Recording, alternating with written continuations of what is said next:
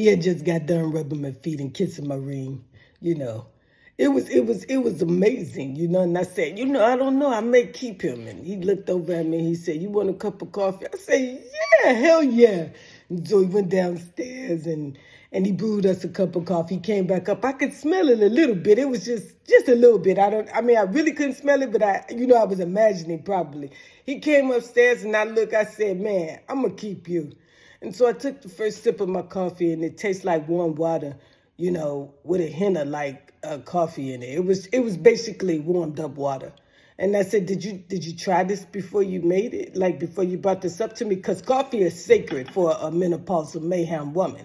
And he said, "Yeah, mine is good." I said, "Is that the same cup that you brewed for me?" And he said, "Yeah, it's perfect to me. You get any stronger, it's going to taste like mud."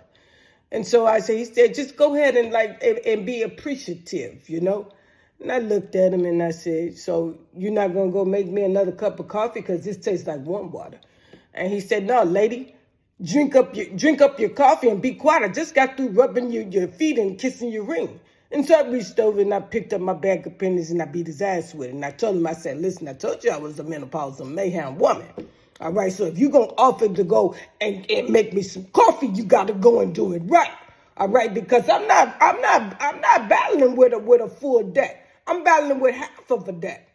And so he just laid there, his little eye was black and everything, and I gave him a little ice pack. But I went downstairs and I made myself a brand new cup of coffee because coffee is sacred. And if you're going to mess with a menopausal woman in her time of sacredness, be prepared to get your ass whooped. We don't play.